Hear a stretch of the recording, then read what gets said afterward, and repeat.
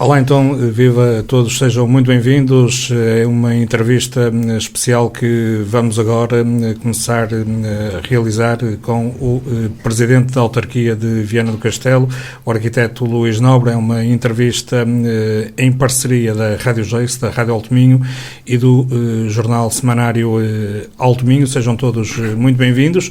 Vamos aproveitar a presença do Presidente da Câmara Municipal de Viana do Castelo para fazer o balanço de um ano de mandato. Está a fazer agora um ano desde a eleição para a autarquia, naturalmente, e que a partir de agora vamos poder dissecar o trabalho que foi feito ao longo deste ano de mandato. Luís Nobre, de 51 anos, licenciado em Arquitetura, é Presidente da Câmara de Viana do Castelo, conforme ditaram as eleições para as autarquias locais de 26 de setembro de 2021. O Partido Socialista venceu com 45,05% dos votos, tendo obtido 5 mandatos, contra 3 da coligação PSD, PPD, CDS-PP e 1 do PCP-PEV. Decorrido um ano à frente dos destinos do município vianense, convidámo-lo para esta entrevista. Desde já agradecemos a sua presença. Com jornalistas de 3 órgãos de informação vianenses, eu próprio, Fernando Serrão, da Rádio Alto Minho, também Idalina Casal, do Semanário Alto Minho, e Pedro Xavier, da Rádio Geice, a fim de fazermos um balanço destes primeiros 365 dias de mandato e como se perspectiva o tempo restante. Agradecemos então a presença do Sr. Presidente da Câmara Municipal de Viana do Castelo. Olá, arquiteto Luís Nobre, boa tarde e bem-vindo aqui à nossa entrevista. A primeira pergunta que eu lhe fazia é precisamente esta que os meus colegas introduziram, que é como avalia sucintamente o exercício das suas novas funções como Presidente de Câmara, tendo em conta que o seu histórico como autarca já é mais longo do que isso, mas como é que avaliação faz deste primeiro ano? Muito bem, antes de mais começava por cumprimentá-los, cumprimentar também o auditório, naturalmente também quem vai ter a oportunidade depois de ler a entrevista no jornal Alto Minho e dizer para vocês, coloco uma questão, mas também para todos os vianenses, que a avaliação que faço é uma avaliação positiva. Poderão me perguntar, mas então positiva porquê? Dentro do que é um contexto, do que é uma expectativa. Nós vivemos este último ano um contexto muito, muito especial, único. Há décadas que não vivíamos, de facto, um ambiente tão complexo, tão exigente para todas as instituições. Num primeiro momento, porque saíamos de uma experiência pandémica para a qual não estávamos minimamente preparados, que tivemos que encontrar as energias, as soluções, a cooperação institucional entre vários organismos, entidades, entre do terceiro setor, entre a proteção civil, entre a saúde, que no fundo nos permitiram ultrapassar, de facto, essa fase com distinção. É bom recordar que fomos, de facto, reconhecido como o município que melhor resposta deu ao período pandémico, fruto que foi, no fundo, a liderança, que ainda hoje era reconhecido pelo Presidente da Administração da Unidade Local de Saúde, a liderança e a disponibilidade que o município assumiu desde o primeiro momento. Naturalmente que há um pós, que era também uma incerteza muito exigente. Coincidente com essa situação, há de facto uma interrupção do que era um governo que trouxe dificuldades, que interrompeu de facto interações que existiam nos vários domínios, através dos ministérios, através do próprio Primeiro-Ministro, e que dessa forma adiaram um conjunto de operações, de iniciativas, de compromissos que tínhamos e que vimos atrasados, nomeadamente até julho, que é nesse momento que no fundo é publicado o Orçamento de Estado que está em vigor e que teve naturalmente impactos, indefinições no que foi também a ação deste primeiro ano do município. Mesmo dentro deste contexto, permitiu-nos ter um desempenho e não só concretizar e dar seguimento e sequência, digamos que a ações que estavam em desenvolvimento, nomeadamente a obras que estavam em execução, desde a Praça Viana, desde a Unidade Local de Saúde da Miadela, desde o Centro de Proteção Civil, desde o Centro de Acolhimento em Cardielos, e naturalmente toda esta complexidade deste contexto nos trouxe exigência, nos trouxe, no fundo, uma necessidade de estarmos absolutamente focados também no que era a segurança e as condições financeiras do município, para dessa forma concretizarmos essas ações que têm vindo a concretizar consolidar-se no tempo e, naturalmente, também continuar a dar respostas também na área social, no que era também o acompanhamento das nossas instituições de solidariedade social, que estavam num processo também de investimento, de reformulação, de requalificação, de ampliação de algumas das suas infraestruturas, naturalmente também das respostas que pretendiam dar, mas também na cultura. O setor da cultura foi um dos setores que mais viu prejudicada pela interrupção de toda a sua atividade, toda a sua dinâmica. Naturalmente havia aqui uma expectativa muito grande no que era a retoma. E essa retoma acabou por acontecer através de todos os nossos agentes culturais, em todas as áreas, no domínio da música, no domínio também do teatro, em todos os domínios, mas essencialmente numa componente que nos diz muito a todos, que é de facto as nossas tradições, a manifestação das nossas tradições. E vimos acontecer com grande distinção, parece que não houve uma interrupção de 2 anos, do retomar das nossas romarias, de uma forma transversal em todo o Concelho. Não foi só a Romaria da Saúde da Agonia que aconteceu com distinção, com uma mobilização de todos, com uma participação, uma vontade de querer retomar, de querer viver cada quadro, cada momento da Romaria, mas de uma forma geral em todas. E de facto foi também uma condição que contribui para esta avaliação positiva que estou aqui a assumir com vocês. Naturalmente que decorreu faz amanhã precisamente 1 ano que tomei posse e naturalmente houve aqui, acontece muito rápido.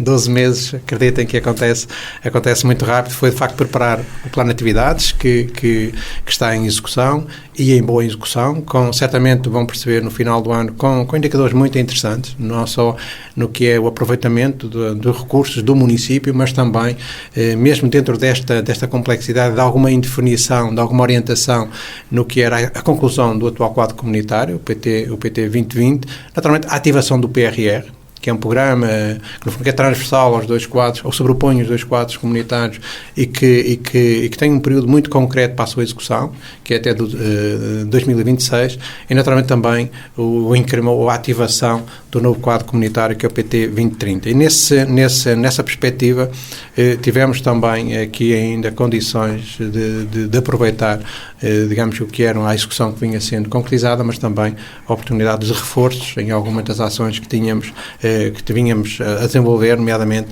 na área da educação. Por isso, podia continuar aqui a descrever, já perceberam que tinha aqui também outras áreas que tivemos, houve muitos acontecimentos positivos neste ano e que naturalmente ao longo da entrevista poderei detalhar com mais pormenor, mas é claramente uma avaliação positiva, porque estamos a conseguir fazer uma coisa que eu podia todos verem e que assumir, que era todos contribuirmos com a nossa ação individual, com a ação de cada entidade, de cada organização, para, dentro do espaço de atuação de cada um, fazermos e darmos o nosso melhor.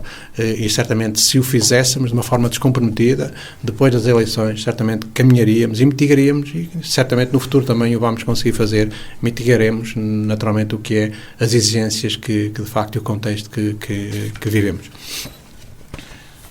Precisamente durante a campanha eleitoral, o agora Presidente Luís Nobre pediu ajuda a 48 cidadãos vienenses para avaliarem as medidas que iam sendo executadas, precisamente correspondendo a 48 meses de mandato. Decorrido um ano, ainda não é muito tempo, mas que avaliação é que faz o Presidente Luís Nobre desta avaliação das medidas que já, entretanto, foram colocadas no terreno e estão em execução?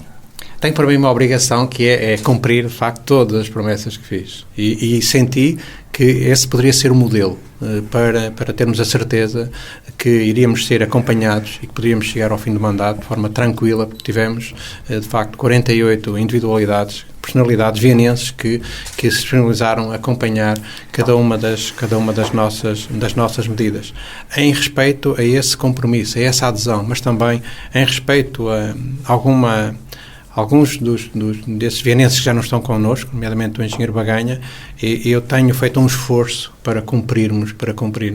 E nestes primeiros 12 meses, 16 das medidas ou foram implementadas ou estão em execução. Eu acho que para 12 meses é, de facto, a demonstração que queremos honrar esse grupo de vienenses que assumiu acompanhar a execução das nossas promessas, que já fizemos uma reunião com eles aos 6 meses e de facto, os surpreendemos. Eles pensavam que era apenas uma promessa, mas não. Foi um compromisso, sempre o disse. Usei muitas vezes esse adjetivo, compromisso com os joanenses, com as instituições e muito mais o compromisso com esses 48 vianenses, e nomeadamente por eles, mas também em honra de quem já partiu, assumir de facto o compromisso de dar seguimento a o que foram as 48 ações, 16 estão concluídas já uma execução. Eu acho que é um Pode bom... especificar algumas, só para termos uma ideia do que já terá a ser feito? Sim, naturalmente, algumas são mais simbólicas do que outras, mas e algumas delas vão ser praticamente transversais ao mandato. Uma delas, que para nós era muito, muito simbólica e que, entretanto, o Governo até veio acompanhar e criar condições para que todas as crianças tenham a oportunidade de ter um sistema público que lhe garanta a creche. Nós tínhamos assumido com os vianenses que iríamos a implementar com a capacidade que existia disponível, que nós tínhamos quantificado e que existia disponível nas nossas IPSS, e dessa forma implementámos de facto esse projeto com o Centro Social de São Romão de Neiva. Naturalmente há outras ações que estão em execução, poderei-vos dar exemplo, porque de facto há aqui um conjunto de ações, de etapas que têm que ser cumpridas e que estamos a executá-las, que é a quarta travessia sobre o Rio Lima, que foi apontado em muitos momentos como sendo uma obra que poderia não ser tão necessária como à partida parece, mas que eu queria deixar claro e explicar também, aproveitar esta oportunidade para explicar a relevância daquela ação, daquela obra. Ela pretende essencialmente dar resposta, de facto, ao que são as necessidades dos nossos agentes económicos, nomeadamente no caso em concreto de toda a atividade económica que acontece na margem esquerda e, naturalmente, também na margem direita, criando aqui uma condição de conectividade imediata com a A27 e, desta forma, dando todas as condições ao nível da mobilidade, de acesso quer a A3, quer a A28, quer também no que é acessibilidade, não só em termos de condições, mas também de tempo ao nosso Porto Mar. Mas também teve outros pressupostos associados ao trabalho que fizemos para garantir o financiamento para esta ação. A DSMIT está a desenvolver um projeto para investir mais de 150 milhões de euros naquela unidade industrial. É um exemplo, é um agente económico, há vários na margem esquerda, mas aquele agente económico em concreto tem toda a dinâmica, e quem hoje percorre a 203 percebe as solicitações que esta via tem diariamente, não só em veículos pesados, mas também em veículos ligeiros, no que é a dinâmica da empresa, da recepção de matérias-primas, mas também do escoamento da sua produção. Isto tem impactos ao nível dos indicadores ambientais, tem impactos ao nível da segurança rodoviária e, naturalmente, tínhamos a obrigação de encontrar uma solução, sabendo que este agente e outros estavam num processo de crescimento, desenvolvimento, consolidação dos seus projetos industriais, sabendo que o impacto que esse desenvolvimento ou essa consolidação vai ter, podendo duplicar o que são as solicitações em termos da mobilidade, tínhamos que encontrar soluções. E foi isso que fizemos. Estamos, de facto, em condições ou temos cumprido vários momentos formais e estamos absolutamente focados em continuar no fundo, neste ritmo para até final de 2023, podermos iniciar, digamos que a sua execução. Naturalmente, há aqui outra via que surge, não por ser uma obra para ficar no currículo dos eleitos, quer das Assembleias de Freguesia, das Uniões, quer do Presidente da Câmara e do Executivo, que é o novo acesso ao Val de Neiva.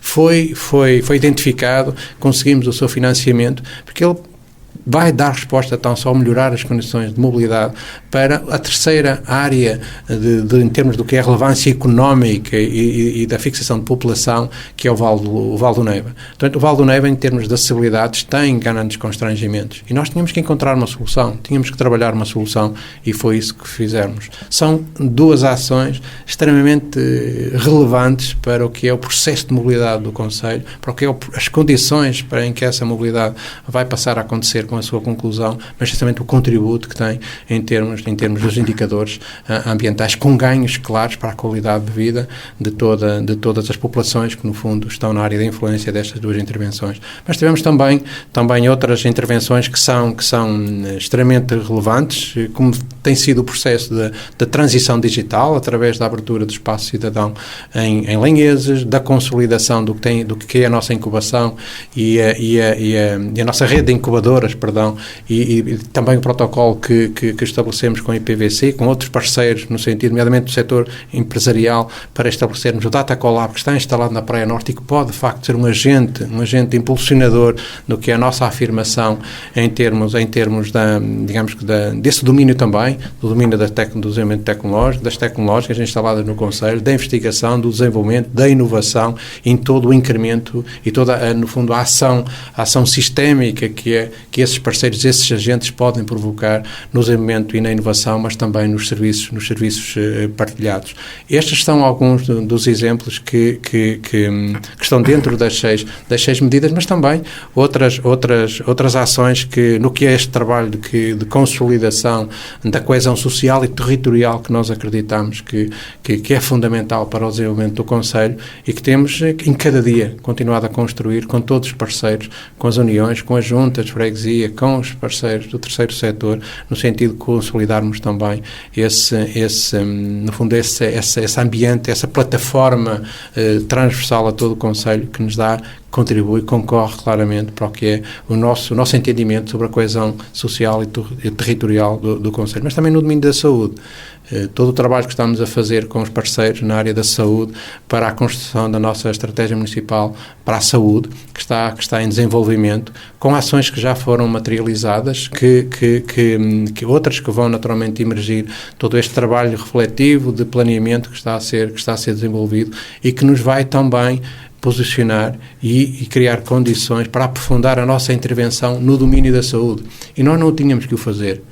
Nós, no processo de centralização, nas várias áreas de centralização que já assumimos e que fazem parte do processo legislativo de centralização para os municípios, o município de Viana não recebeu condições, dentro do modelo de centralização na área da saúde, não recebeu competências, mas nós entendemos que, muito também no que foi a avaliação que fizemos do período pandémico, que de facto tínhamos que intervir também no âmbito da saúde. E, de uma forma simbólica, estabelecemos um pelouro para a saúde. Devemos ser dos poucos municípios que têm um pelouro dedicado exclusivamente à saúde. É porque, de facto, queremos cuidar da saúde dos vianenses e entendemos, de facto, que é uma das áreas de intervenção.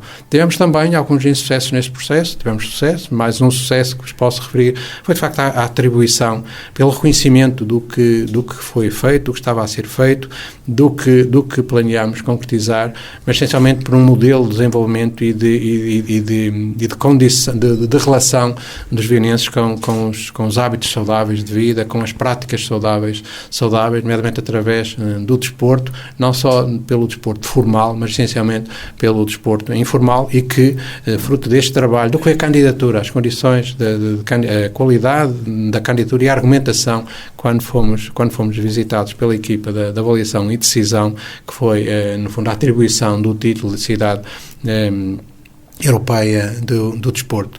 É um grande desígnio, um grande desafio para nós e nesse sentido é também um reconhecimento internacional do compromisso que nós assumimos com o desporto, com os agentes esportivos do nosso território. Poderia continuar aqui a dissecar de facto as 16 medidas, mas julgo que são suficientemente sólidas para justificar os 16, digamos que o início, a concretização ou os elementos das 16 ações que deram. Exato, íamos pegar precisamente agora, precisamente pela Cidade Europeia do Desporto, em 2023, e que Viana do Castelo conseguiu ganhar, e muito bem, espero eu, para todos nós.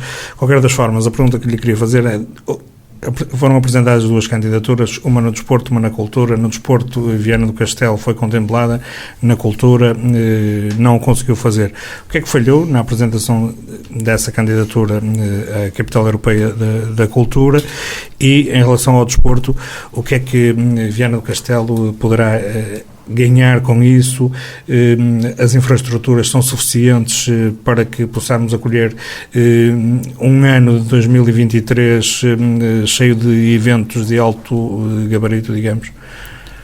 Sem dúvida. Na questão, vamos por partes, desmaterializando. Na questão da candidatura da cidade, da capital europeia da cultura, nós não falhamos. As outras estávamos a concorrer com outras candidaturas, com outras regiões que se organizaram, apresentaram em consórcio candidaturas e, naturalmente, a nossa candidatura não foi reconhecida e não passou à fase seguinte. Não perdemos, nem ganhamos, não passámos, foi à fase seguinte, porque ainda não houve decisão. De qualquer das formas, todo este trabalho que foi feito permitiu-nos, diria, para fazer um ponto de situação, para perceber o que é que cada um dos agentes culturais do nosso concelho fazia, a estratégia que o município tinha vindo a concretizar, nomeadamente através da introdução da música nas escolas, do apoio que dá às suas bandas filarmónicas, que dá às escolas de música, do trabalho, do que era também o nosso compromisso e que também foram promessas já cumpridas, que era o programa o programa de centralização cultural e dos embaixadores culturais, digamos, da nossa cultura no exterior, fora, no país e naturalmente fora, internacionalmente também. E naturalmente que esse trabalho de síntese, de aprofundamento, de reflexão do que eram os equipamentos que tínhamos já, da rede de equipamentos também na área urbana, mas fora da área urbana, do que é também a consolidação em alguns domínios, nomeadamente, que é um compromisso que tenho com os vienenses e naturalmente que tenho também com a direção da nossa Escola Profissional de Música, que é de facto concluir aquele equipamento que tem visto a sua conclusão adiada no tempo. Serviu também para se fazer essa síntese, perceber onde estávamos, dialogarmos, aprofundarmos. Foi uma candidatura que foi construída com todos e naturalmente esta avaliação serve para todos e serve também para nos tornar mais competentes. E de facto, de quando em quando surge a oportunidade de se renovar as candidaturas e eu acredito que Viana do Castelo, com este trabalho que fez de candidatura à capital europeia,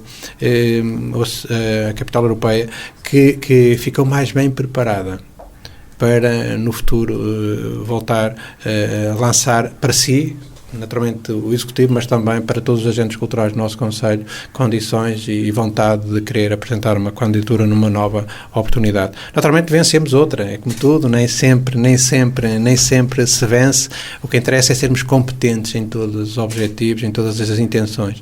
E eu acho que nas duas candidaturas fizemos-lo com a maior competência. Naturalmente que no desporto, vencemos no desporto. Foi bom. Naturalmente temos equipamentos suficientes para concretizar com grande elevação, digamos que este desígnio, este desafio, este reconhecimento e este estatuto que nos foi dado, que foi conferido à cidade e naturalmente ao Conselho e a todos os agentes esportivos, mas essencialmente também é um processo que nos permite preparar também, projetar o futuro. No que foi a candidatura, não é? Ela assentou não só no que era a relevância, a dinâmica das várias modalidades, a diversidade que existia de modalidades no Conselho e que fez toda a diferenciação. Temos mais de 40 modalidades que acontecem diariamente no nosso Conselho e, naturalmente, isso fez toda a diferença. A rede de equipamentos absolutamente consolidada. Fez um esforço significativo nos últimos anos em termos de requalificação dos equipamentos. Foi das piscinas, foi dos pavilhões, foi na construção dos sintéticos, foi na construção de equipamentos associados à modalidade de atletismo. Houve, de facto, aqui um esforço enorme de todos que nos remeteu para uma rede de equipamentos sólida, consistente e que nos dá todas as condições e segurança para realizarmos, digamos que percorrermos 2023 com toda a excelência. Naturalmente, tínhamos equipamentos em construção e que a equipa que esteve no terreno veio cá constatar o que estava a ser feito, viu e assumimos naturalmente concluir, mas a candidatura passa muito o objetivo passa muito pelo pós. O que é que nós, durante este 2023, vamos fazer para que cada um de nós apreenda para si a prática de alguma modalidade, seja ela formal ou informal, e dessa forma criamos uma cultura coletiva de relação com a atividade e com as práticas saudáveis de vida. E, naturalmente, esta perspectiva de futuro depende muito de nós, não é quantificável, não precisa de intervenção, porque nós temos uma rede de ciclovias, nós temos uma rede de trilhos, nós temos uma ecovia de excelência que liga de facto três municípios, Pausende, Viana e Caminha, e que nos dão toda a segurança. Mas também apresentamos projetos e estamos a trabalhar neles com toda a segurança e com toda a determinação, e podíamos, a partir do momento que obtivemos a atribuição e a realização da cidade europeia, deixar para um segundo momento, não. Nós queremos também assumir com a equipa, com a board, que avaliou e que decidiu, e queremos evidenciar ainda durante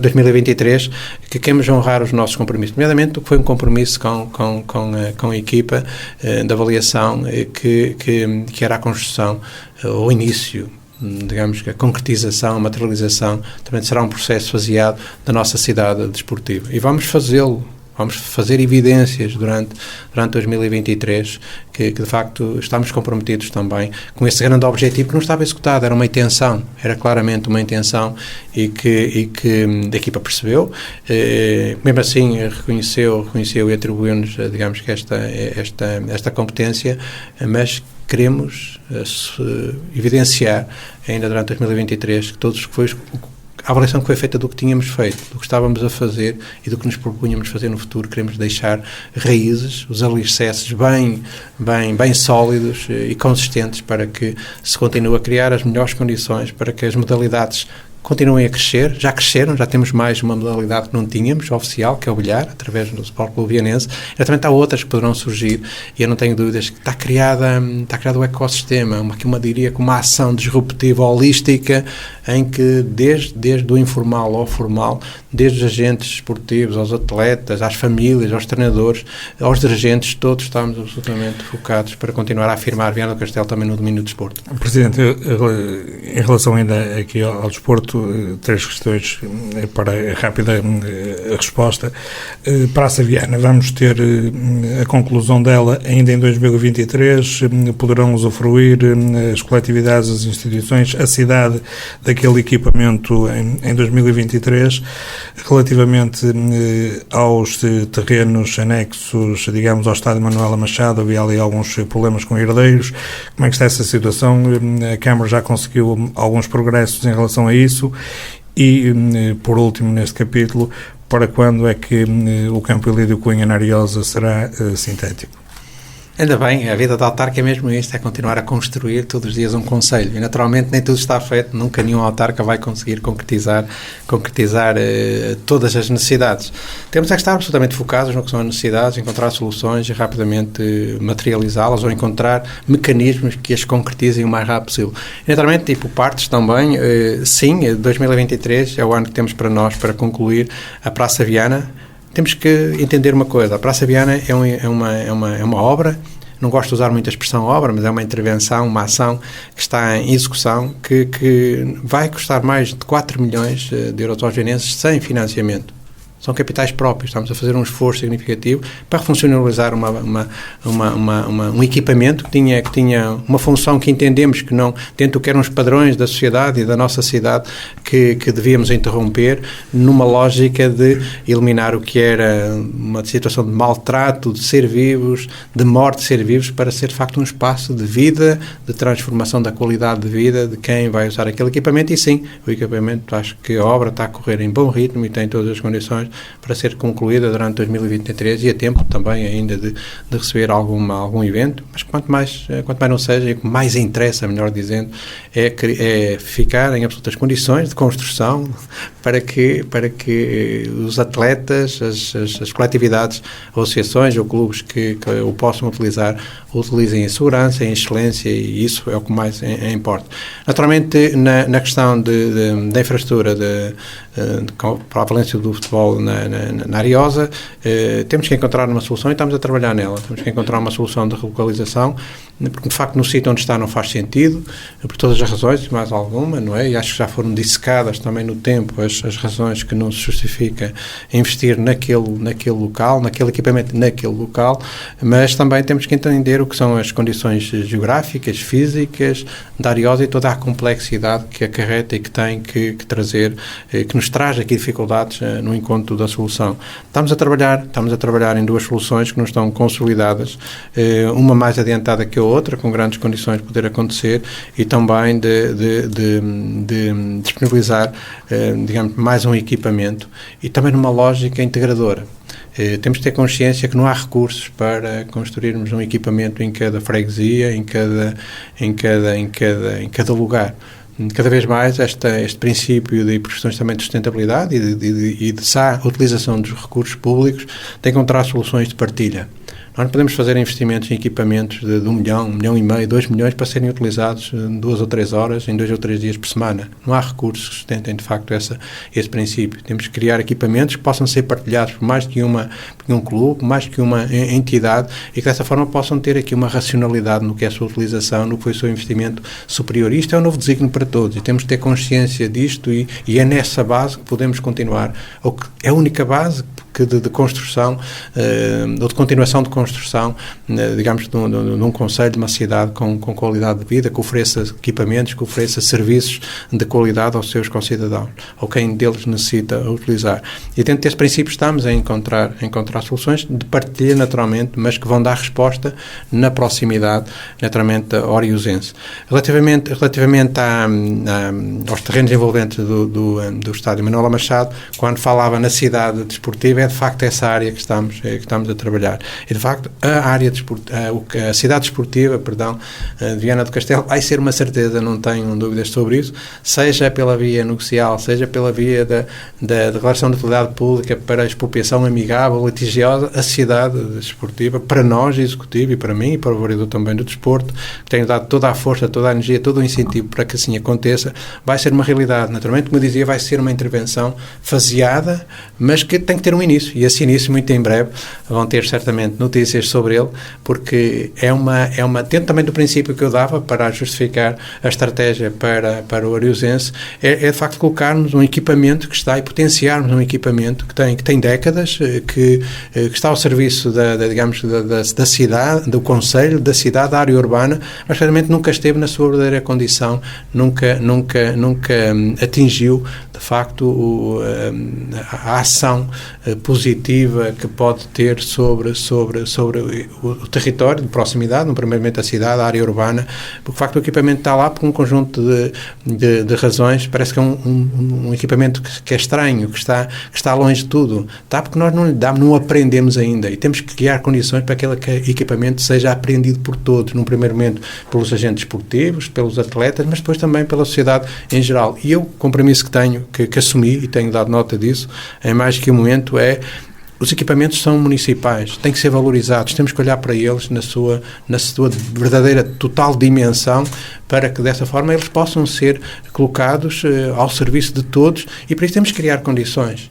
Temos que os requalificar, temos que aproximar outras valências que criem essa ação integradora e que despertem um interesse muito mais eclético e alargado, para que dessa forma todos beneficiemos da sua existência. Os investimentos foram feitos, já foi objeto de requalificação, e é talvez o equipamento que menos utilização tem numa lógica massiva, no sentido positivo da palavra, não é? E da sua ocupação, independentemente de ter duas modalidades, com uma modalidade também de referência, de excelência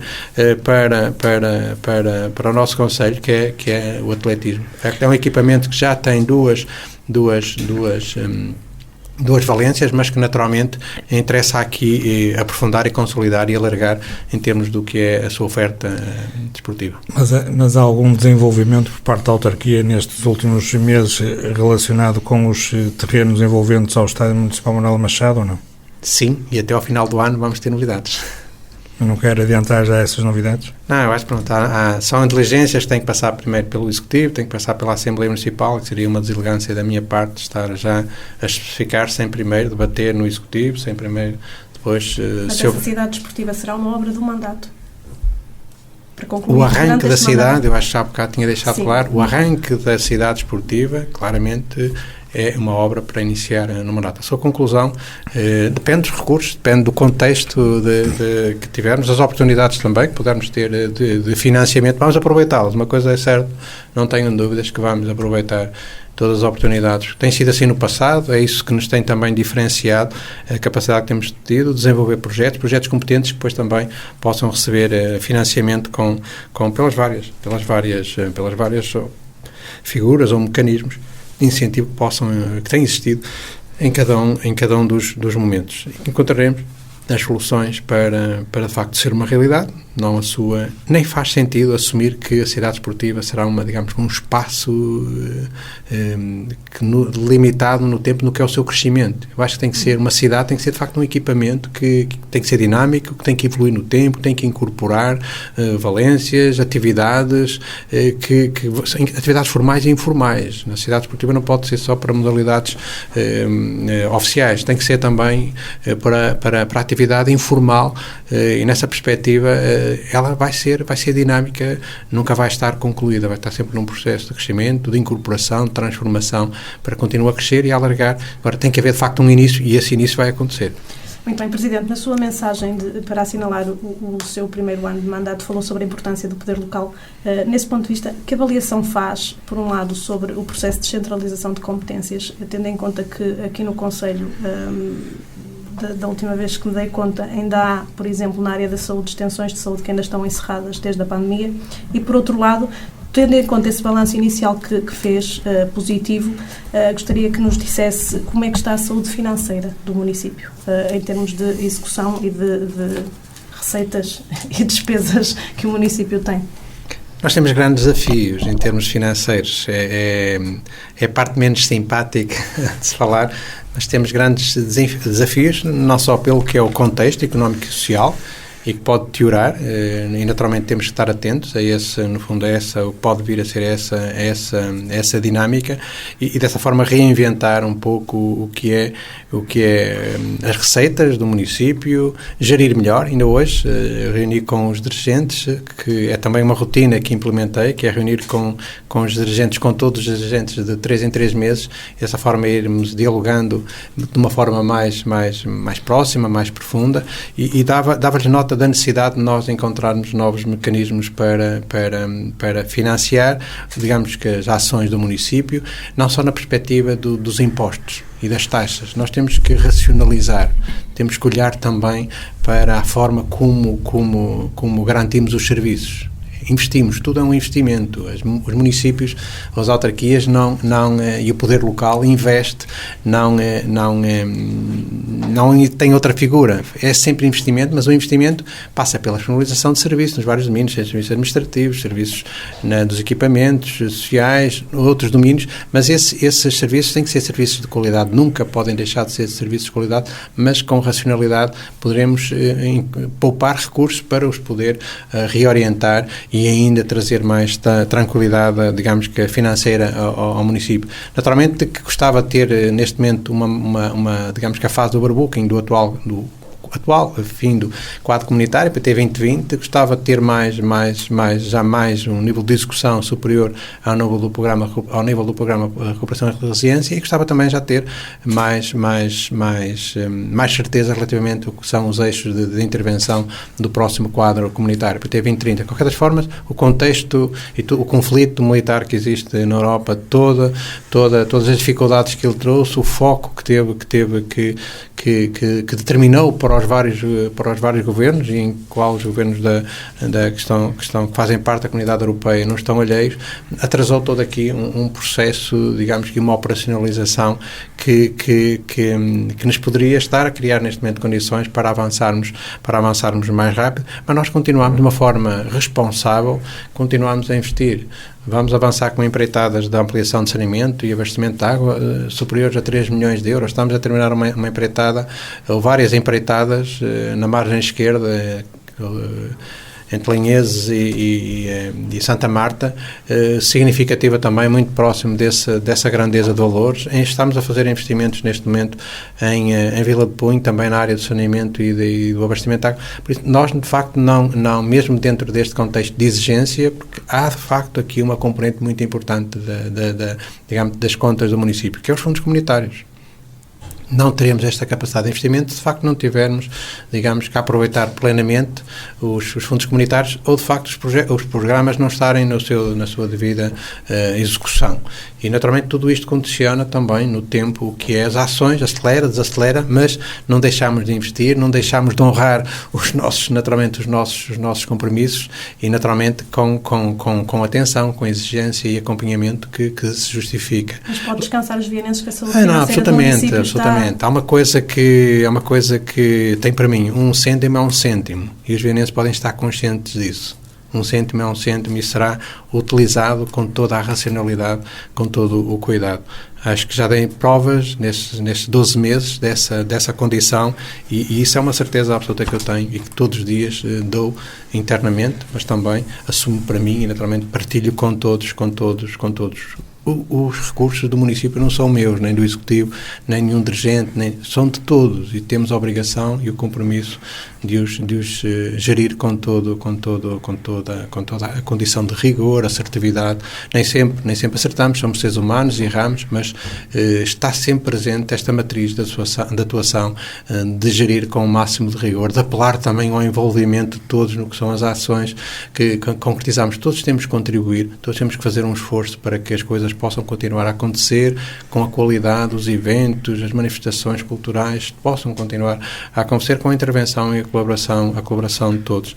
Relativamente ao processo de descentralização, nenhum processo de descentralização é perfeito. Vamos ser claros. E se há essa expectativa de algum agente político, independentemente da sua condição, da oposição ou do governo, ou também da autarca ou da oposição da autarca, não há modelos perfeitos. E eu acho que este modelo de descentralização tem aproximado, de facto, se é reconhecido aos municípios, desde a instalação do poder local, que executam melhor, mais rápido, que foram os verdadeiros transformadores do território, os verdadeiros garantes da disponibilização de serviços de qualidade, na ação social, na ação no desporto, na cultura, na infraestruturação do território, na criação de redes, de equipamentos para garantir todos estes temas, é porque, de facto, foram competentes. Se o foram, têm competência também para continuar a receber a descentralização e, no fundo, aplicarem melhor os recursos, porque estão mais próximos, têm consciência mais rápida das necessidades e podem também operacionalizar por esta relação de proximidade de uma forma mais célere e mais assertiva, de facto, garantir, de facto, os vários serviços aos nossos concidadãos. E, naturalmente, há aqui um processo progressivo, mas também tem que haver um compromisso. Aos autarcas também compete tomarem opções. Se, de facto, querem apostar na educação, se querem apostar na cultura. Nós apostamos mais de 14% do nosso orçamento em educação. Aplicamos mais de 5% em cultura. Temos os agentes ao nível nacional a pedirem que se chegue a 1% do orçamento de Estado. Nós temos mais de 5% do nosso orçamento dedicado à cultura. E na saúde? Isso também, não tendo competência, eu comecei por dizer, não tendo competência, nós estamos de facto a requalificar a construir uma nova unidade local de saúde na Miadela. Temos o projeto praticamente concluído da unidade local de saúde de Alvarães. Estamos a trabalhar no projeto do Litoral Norte. Interviemos sem ter obrigação nas extensões de saúde que falou, da FIF e Carreço. Disponibilizámos e apoiámos, de facto, o SAM. Então, quem está a falhar aqui é o Governo da Central? Não é uma questão muitas vezes, há todo aqui um conjunto de fatores que concorrem para esta. Quando os serviços estão desconcentrados, desagregados, muitas vezes há dificuldades operacionais. Quando você tem um médico associado a uma extensão de saúde, se ele adoece, se ele mete férias, ou se utiliza as suas férias. Ter essa competência. Talvez geríssemos melhor também se nós temos uma especificidade que não tem outros territórios, que por isso é que nós não recebemos competência. Nós temos uma unidade local de saúde do Alto Minho. com a qual temos trabalhado, temos cooperado. Acho que há evidências claras de quase todas as semanas termos interação com a Unidade Local de Saúde, com as suas várias áreas, a área da medicina, nas várias valências, que desde das equipas de enfermagem, temos feito de facto um esforço para os acompanhar, porque entendemos que juntos, e hoje assumíamos isso na abertura do seminário, quer eu, quer o Dr. Franklin, em nome da Unidade Local de Saúde, numa iniciativa do grupo dos enfermeiros, do grupo de enfermagem, que de facto tem sido esta proximidade, tem sido esta vontade de querermos fazer melhor e mais rápido que tem permitido mitigar o que tem sido este período pós-pandemia. Temos que entender que muitas áreas, muitos equipamentos foram suspensos. Simplesmente suspendeu para atuarmos, digamos, no que era as necessidades, com a pandemia que estávamos, no fundo, a sofrer. E tudo isto, retomar, não é por um ato mágico, não é pelo princípio de um interruptor, que ligámos e as coisas não estavam a funcionar, movemos o interruptor e passaram a funcionar. Não, há aqui toda uma complexidade, há toda uma rede que é preciso estabelecer e que, naturalmente, trouxe algumas dificuldades operacionais, mas estamos a trabalhar com o LSAM no sentido de disponibilizar os serviços administrativos, de reabrir os equipamentos também com as condições de layout e de qualidade dos espaços para que possam naturalmente abrir ou entrar em funcionamento com todas as condições, naturalmente, para os nossos utentes. Muito bem, estamos quase no final desta entrevista com o Presidente Luís Nobre, o tempo passa depressa. Tínhamos aqui ainda outros assuntos para falar, nomeadamente sobre o período pós-pandémico, mas já vamos falando disso ao longo desta conversa. E voltávamos agora um pouco para o futuro próximo, porque no início do próximo mês teremos aqui a Cimeira Ibérica em Viana do Castelo, muito centrada nos temas da ciência e da tecnologia. Que importância é que o Presidente da Câmara de Viana do Castelo vê para esta cimeira na nossa cidade? Importância para o norte do país e particularmente para Viana do Castelo? Não é por acaso que a cidade de Viana foi escolhida para receber a cimeira, mais uma cimeira ibérica, e acreditando e não querendo entrar em domínios que não é da minha responsabilidade, tudo faremos para que, de facto, as questões do que tem sido o nosso papel, a relevância, a liderança que nós queremos ter e assumir, que temos assumido relativamente às energias renováveis, queremos dar, de facto, consistência, no fundo, a que tem sido esta trajetória e, no fundo, concretizar o que é o nosso plano estratégico para o mar. Temos, de facto, um plano estratégico para a economia do mar, em que, de facto, um dos princípios, dos 6 eixos, é, no fundo, a criação de um centro internacional de investigação para as energias offshore. Naturalmente, é para a academia, é um equipamento para a academia, mas somos parceiros do IPVC no sentido, e estamos a trabalhar com várias instituições, não só com o IPVC, mas também com outras instituições da academia, para que, de facto, este centro possa acontecer. E eu tenho para mim não queria dizer de certezas, porque não há certezas nada, mas tenho para mim que vai ser absolutamente determinante a possibilidade da concretização deste objetivo, a realização, através da realização desta cimeira. Todos hoje olhamos para as questões da energia, para a transição climática de uma forma diferente, já o estávamos a fazer com uma responsabilidade concreta, com a assunção de compromissos internacionais, mas agora passou a ser um imperativo. O conflito militar, ou a invasão da Rússia à Ucrânia, todos os impactos que nomeadamente ao nível da energia, que de facto esse acontecimento teve no centro da Europa e que está a ter impactos à escala global, determina mesmo este imperativo. As questões da energia são absolutamente fundamentais. E, naturalmente, tendo um centro de investigação internacional que trabalhe estas questões da energia, incorporando todas as fontes de energia, não só a eólica, também a de energia. Ontem, certamente acompanharam a apresentação do projeto da Core Power, que é de facto uma fonte de produção de energia através das ondas, e que naturalmente podem ser aqui 2 elementos fundamentais para o que pode ser também a afirmação no futuro relativamente à produção de hidrogénio. Será a grande fonte de energia, acredita-se, no futuro, e certamente que todo este trabalho na área das energias renováveis, nomeadamente offshore, vão também posicionar e vão alavancar o que pode ser essa fonte de de energia futura, que é o hidrogênio, que nós, como ontem dizia o Sr. Secretário de Estado do Mar, não somos já uma ilha, somos um arquipélago das energias e dessa forma acho que temos todas as condições, porque nós começamos. Eu acho que todos nós temos de ter consciência, e os virenses têm consciência, nós lideramos este projeto. Nós temos o projeto da Windfloat, o Ocean Wind, agora que é uma que está cá.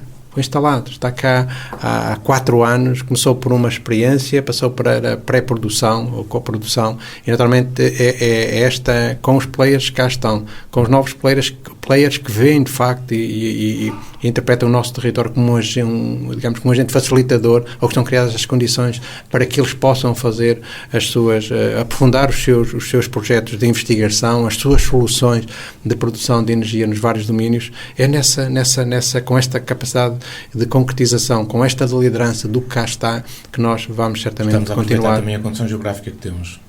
Naturalmente sim, mas ela sempre existiu, é histórica e nem sempre os agentes tivemos a capacidade de aproveitar de facto esta posição geográfica e nós queremos aproveitar, por isso é que acreditamos na economia do mar, por isso é que desenvolvemos uma estratégia para a economia do mar, que foi construída com todos os nossos agentes, com todos os nossos atores para nos mais rapidamente ser apreendida e ser colocada em prática, e é com todos, tem que ser colocada em prática, mas tem que haver disponibilidade.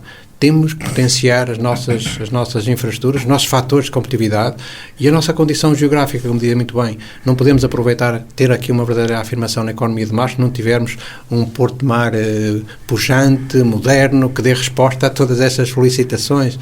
Como não podíamos também ser competitivos se não tivéssemos garantido a eletrificação da nossa infraestrutura ferroviária. Há, de facto, aqui um conjunto de fatores de competitividade que nós temos, que são oferecidos pelo território, que foram construídos no tempo, mas também que não foram verdadeiramente valorizados, potenciados e colocados ao serviço e ao desenvolvimento, naturalmente, do Conselho e de todos nós. Presidente, já vai longo o nosso tempo, ia questioná-lo agora para fazer... É sinal que o mandato está a ser denso.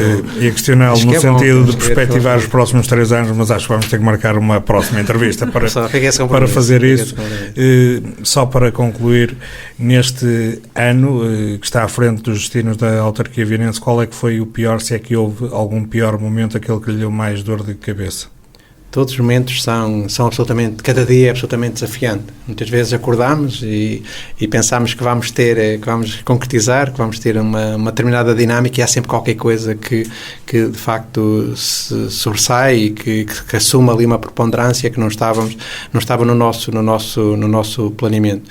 Por isso eu diria que não houve nenhum momento, todos os dias foram vividos com muita intensidade, sempre com este compromisso de tentar decidir bem, decidir melhor, mobilizar não só a equipa do Executivo, mas também todos os dirigentes, todos os colaboradores do município, também naturalmente mobilizando os outros agentes, como dizia, do Conselho, mas houve de facto aqui alguma do que tem sido a nossa oportunidade de intervenção.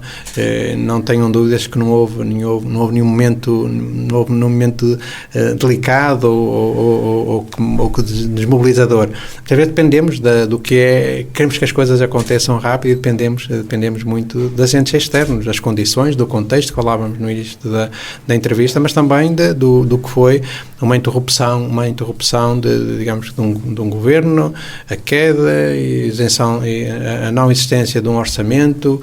Isto criou-nos aqui alguma perturbação no que era o nosso ritmo e no que era a nossa expectativa e o nosso planeamento. E não vou dizer que essa no fundo, o resultado dessa inércia não nos tenha, a mim, me tenha criado alguns momentos de uma não queria dizer de um desapontamento, para não ser mal interpretado, mas de uma vontade de querer recuperar no segundo dia o que não consegui fazer no dia anterior. Só quero mesmo terminar sabendo se a autarquia já decidiu o que vai fazer na quadra natalícia. Vamos ter iluminação de Natal em Viana?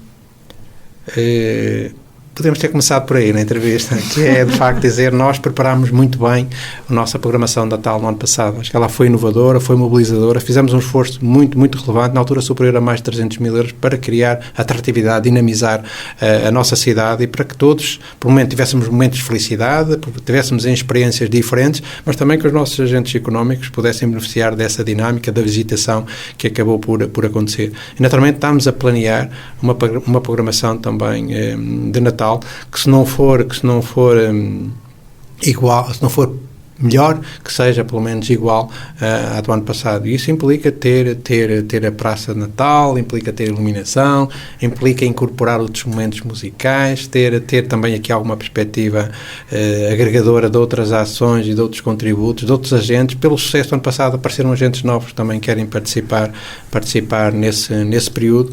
Naturalmente vamos ter programação de Natal e espero que seja também dos agrados dos vienenses, que é para isso que estamos a trabalhar. Presidente, agora, já que disse isso, como é que esse investimento se compagina com a poupança de energia que tem sido advogada pelo Governo e pelo país?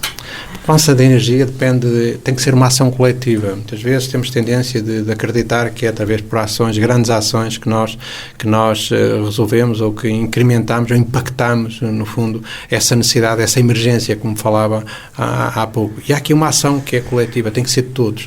E o que nós pretendemos, quer o plano de poupança de energia, quer a poupança da água, é de facto incrementar ações imediatas e outras no tempo, sensibilizar também, criar momentos de reflexão e sensibilizar o coletivo para o que cada um de nós pode fazer, o que cada organização pode fazer, as empresas, as juntas de freguesia, as instituições, e nós também.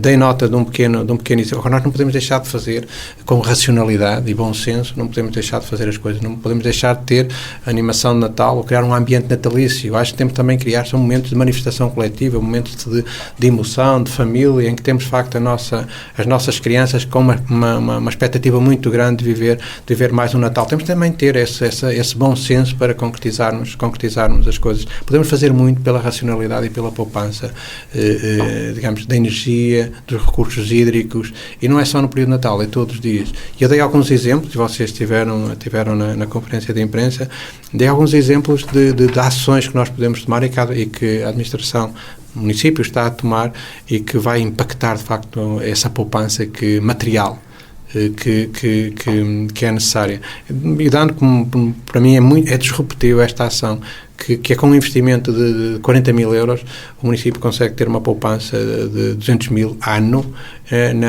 na instalação da água e no seu aquecimento nos equipamentos desportivos, ou balneários, onde existem balneários, para ser mais objetivo. Isto é uma ação que tem este impacto económico. 2 anos realizámos sem mais recursos, realizámos digamos, com uma animação idêntica à do ano passado de Natal. E é isso que nós temos que fazer. É em todas as ações, é interpretar as fontes de energia, é interpretar as oportunidades também para alterarmos as fontes de energia, é aumentarmos a eficiência dos sistemas, a eficiência energética dos edifícios, que nós vamos incrementar. É racionalizar a utilização da iluminação pública, não é? Há todo aqui um conjunto de ações que os 2 planos prevêem que certamente vão dar contributos efetivos, e é fácil de alcançar o valor que apontei na altura da apresentação dos dois planos. Chegamos ao final desta entrevista, onde avaliamos os primeiros 365 dias de mandato do Presidente da Câmara de Viana do Castelo, Luís Nobre, que agradecemos a entrevista que concedeu, quer à Rádio Alto-Minho, quer à Rádio Jesse, quer também ao Semanário Alto-Minho. Muito obrigado. Muito bem, eu que agradeço a oportunidade. Obrigado. Felicidades para todos, para os vienenses. Obrigado.